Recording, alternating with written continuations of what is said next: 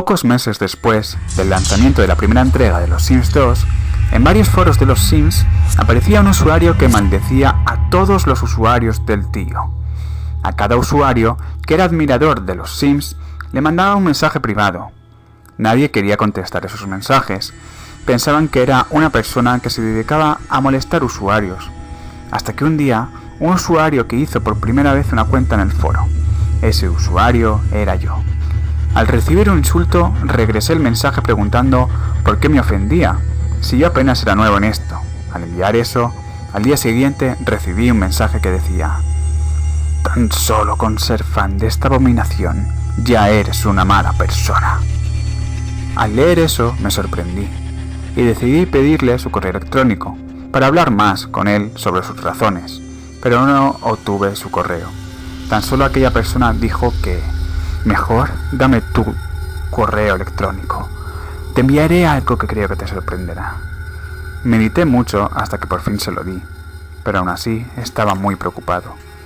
2 días después recibí un mensaje de un correo muy extraño que decía: perdón por la tardanza, pero aquí está toda la explicación de por qué digo que los Sims es una abominación. En el correo venían 2 archivos de Word que decían experimento 1, 2 y 3. Y el otro decía carta a mi viejo compañero de laboratorio y respuesta de mi viejo amigo de laboratorio. Abrí el primero, el archivo experimento 1, 2 y 3, y este decía: experimento 1. Experimento simulación de la vida cotidiana. Un nombre muy curioso para un experimento. Este experimento consiste en obtener varias familias y cada una ponerlas en varias casas subterráneas y observar su comportamiento día a día, pero al proponer esto nadie quiso unirse al experimento. Y no los culpo, porque aunque el lugar, siendo subterráneo, cuenta con todos los servicios y tiene mucha vida, hay árboles y plantas. No sé cómo le hicieron para mantenerlos con vida, pero aún así la privacidad es sagrada, ya que todo era vigilado por cámaras. Cada casa tenía cámaras y tenía que ser vigilada por un científico.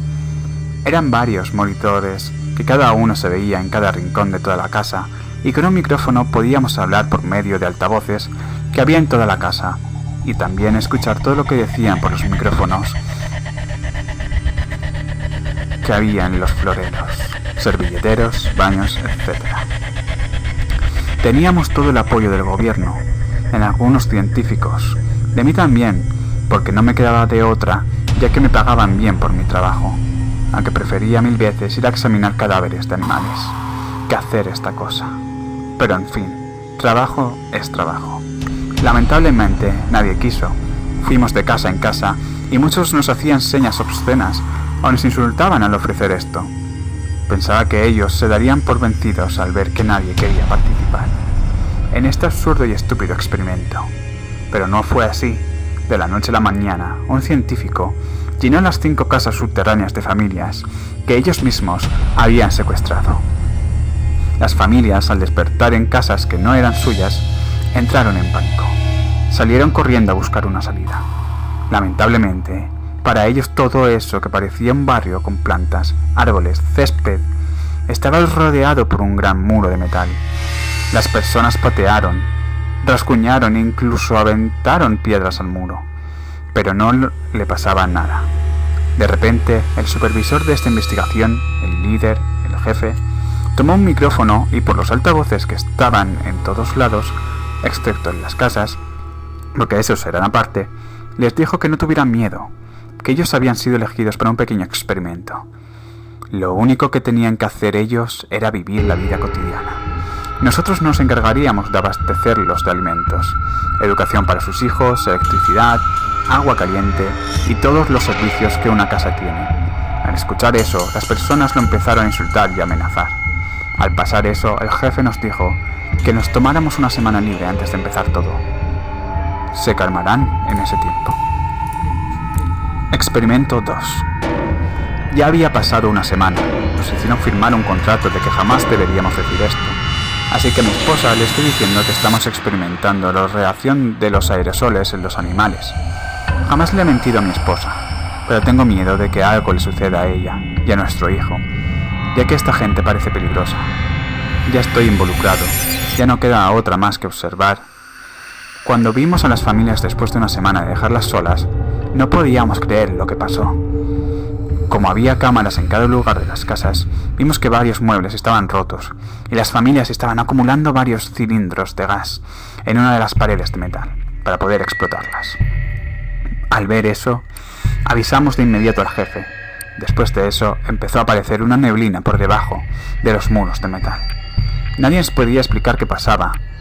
En eso llegó el jefe y explicó que él tiene en su oficina unos monitores aparte donde puede vigilar todo y controlar varias cosas como ese gas que él soltó para dormir a las familias.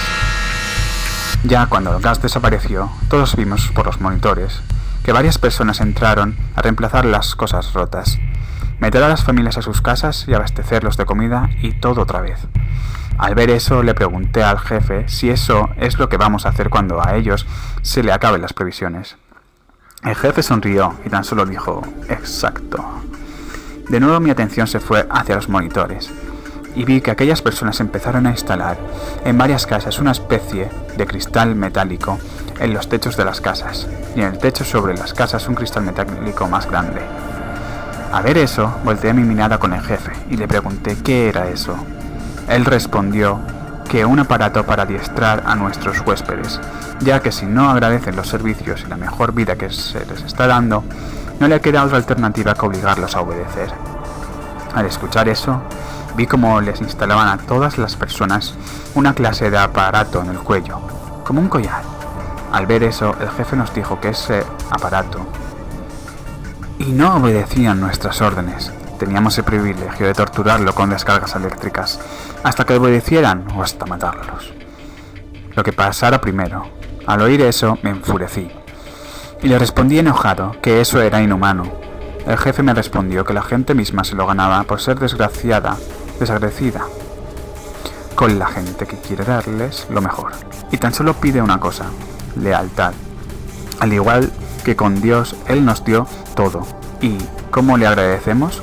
Siendo hipócritas, desleales y malas personas. Y no pienso cometer el mismo error que él. Al escuchar eso quedé impactado. Él se creía un dios. Estaba a punto de renunciar. Pero tenía demasiado miedo de que está maniático. Está maniático este hombre. Podía hacernos a mí y a mi familia algo terriblemente malo. No quería el mismo destino de aquellas pobres personas. Después de lo que le hicieron a las casas y a las personas, modificaron también nuestro equipo. Era igual que los monitores que veían en cada rincón de la casa.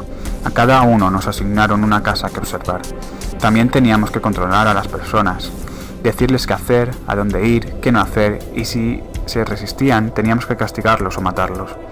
Al escuchar eso en nuestra capacitación protestando que ese no era el proyecto original, teníamos que observarlos, no controlarlos como si fueran animales o marionetas. El capacitador me respondió que si no me parecía que podía irme, pero que tuviera en cuenta los riesgos que corría si abría la boca.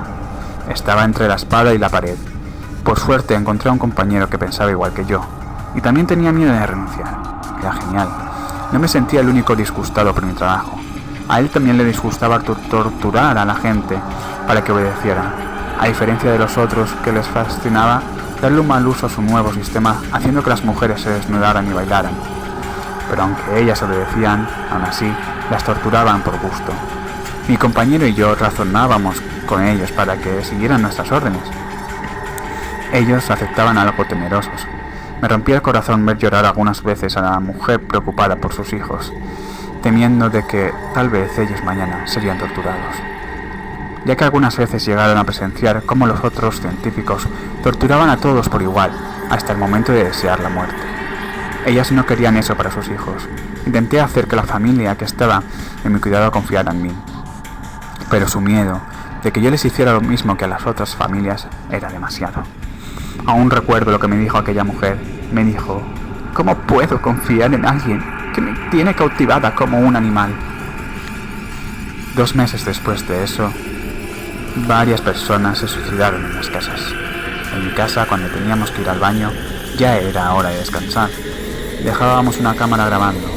Cuando acabó mi descanso, vi a la señora con su hijo degollados. Vi la grabación. La señora durmió a su hijo y lo degolló con un cuchillo, y después ella se degolló a sí misma. El esposo estaba en su cuarto llorando con un cuchillo en la mano, delirando cosas sin sentido. Eso pasó con varias personas en otras casas, y en 2 casas el padre y la madre se suicidaron, y el niño pequeño quedó solo. Al ver eso, el jefe dijo que iban a intentar algo nuevo con nuevas personas. Al oír eso me alegré, un poco al pensar que las dejaría ir. Pero de repente el jefe dijo que maten a los que quedaron. Al oír eso me enfurecí. Cuando iba a decir algo, mi compañero de trabajo se levantó y protestó diciendo que no es justo que mate a los que quedaban, que los dejara libres. O si tenían miedo de que hablaran, que por lo menos a los niños pequeños ellos jamás dirían nada. Los pusieron en un orfanato, nadie les creería y con el tiempo ellos subirían todo. El jefe no dijo nada y se retiró. Cuando se fue me acerqué a él y le agradecí por decir eso. 10 minutos después de eso, se volvió a poner la neblina. Después vi entrar a varias personas con armas. Intenté llamar al jefe para que los detuviera, pero no contestaba. Tan solo vi aterrado cómo iban de casa en casa disparando a cada persona, estuvieran vivos o muertos. Un tiro en la cabeza y como sacaban los cuerpos en bolsas negras. En ese momento tenía ganas de ponerle un estúpido collar al jefe y empezar a electrocutarlo. Experimento número 3. Después de eso, nos dieron 3 meses de descanso. Los pasé con mi hijo y esposa, pero mi esposa notaba algo raro en mí, porque no pasaba ni un día que no me preguntara qué había pasado, y yo solo me limitaba a besarle en la frente y decirle: no te preocupes. De repente los 3 meses pasaron y nos llamaron otra vez. Me dio rabia y preocupación de saber quiénes habían sido secuestrados esta vez, pero me alegré un poco de volver a ver a mi compañero otra vez. Él me habló que se le había pasado genial con su familia estos últimos meses. Al llegar a la capacitación nos percatamos de que había nuevos. Ya no estaban los que conocíamos. Parecía que éramos los únicos que habían sido llamados, o los únicos que teníamos miedo de renunciar. La nueva capacitación era de un nuevo sistema. Todo era lo mismo. El diamante gigante en los techos de las casas y en el techo de todo el terreno. Pero esta vez a las personas secuestradas se les borró la mente y se les implantó un aparato en la cabeza para que sean obedientes. Es un 90% de probabilidad de que obedezcan. De lo contrario, si no obedecen, el chip les dará una descarga eléctrica directo al cerebro, de tal grado que los mataría al instante. Y la pantalla también había cambiado. En la pantalla se veía toda la familia y los altavoces no existían. Ya ellos en el aparato en su cabeza tenían una pequeña bocinita donde yo podía darles instrucciones. Decíamos su nombre e inmediatamente en la pantalla arriba de la persona salía un pequeño cristal. Así sabíamos y no nos equivocábamos de persona. Al principio, que no sabíamos los nombres y les decíamos inmediato la instrucción, y sin pensarlo ellos lo hacían, desde ir al baño hasta tener relaciones sexuales. Ellos eran como zombies. Era sorprendente y a la vez escalofriante lo que pasaba. Una semana después, mi amigo en el descanso, un poco serio, me pidió que lo siguiera. Llegamos al cuarto donde todos controlamos a las personas. Se dirigió a la computadora de un compañero y me dijo que viera. Al ver, quedé impactado. Uno de los compañeros nuevos estaba controlando a la familia de uno de los compañeros que pensábamos que había renunciado. Al ver eso, mi miedo había crecido más. Ya tan solo pasaba que ese era mi destino. Si renunciaba o ya no era productivo para esta investigación, al día siguiente el jefe nos mandó a llamar a mí y a mi amigo. Ambos asustados, fuimos al despacho del jefe. Era increíble todo su despacho.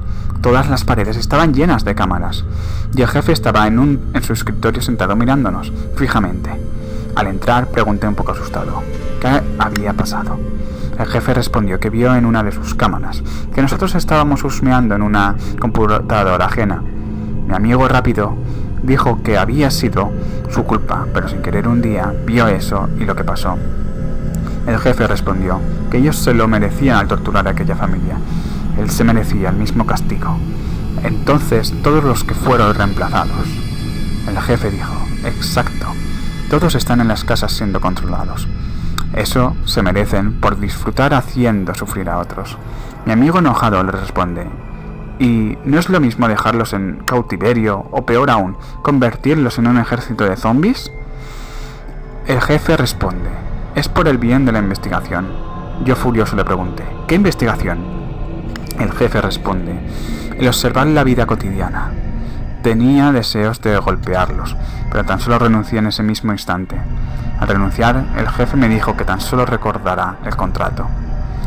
Tan solo me limité a reírme y decirle: no se preocupe, no le diré a nadie sobre su pequeño imperio de zombies, donde usted es el disque dios de otros. Al abrir la puerta, el jefe me dijo: di solo una palabra y te arrepentirás toda la vida.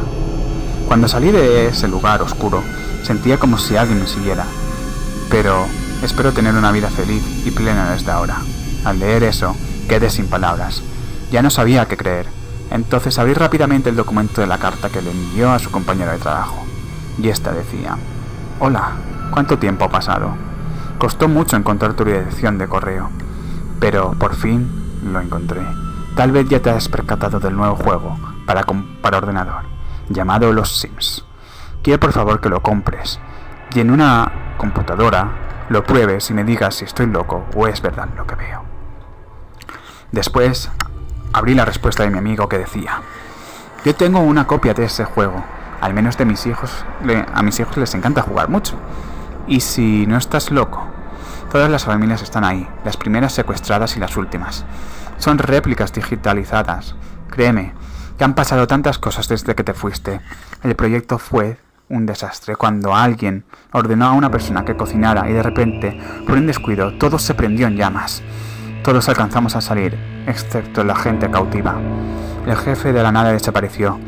A todos nos dio una gran cantidad de dinero por nuestro trabajo, pero nos dijo lo mismo que a ti cuando cruzaste la puerta por primera vez.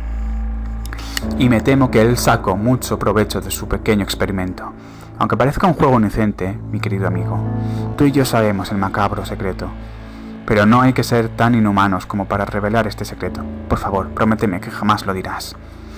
Creo que jamás cumplió su promesa. Intenté mandarle mensajes por un medio para ponerme en contacto con él, pero al parecer su cuenta de correo la había borrado, ya que al mandarle un correo recibía uno de Postmaster, diciéndome que la dirección a la que enviaba el correo era inexistente. Incluso intenté entrar a su perfil del foro, pero ya no estaba. Años después de ya en esta actualidad, después del gran lanzamiento de los Sims 3, lo sé, porque fui de los primeros en comprarlos, soy un gran admirador de ellos a pesar de todo. Me llegó un email de un correo desconocido. Al principio me lo pensé para abrirlo, porque ya ven tanto virus que me arriesgué y el correo era de aquel señor y este decía: ha pasado mucho tiempo, lo sé. Tal vez ni te acuerdes de mí, pero como no tengo mucho para explicarte esto, pero tan solo te lo diré así: ten mucho cuidado con los Sims 3. No sabes si eres el controlador o el controlado. Adviértelo a la gente. Esta es mi última voluntad.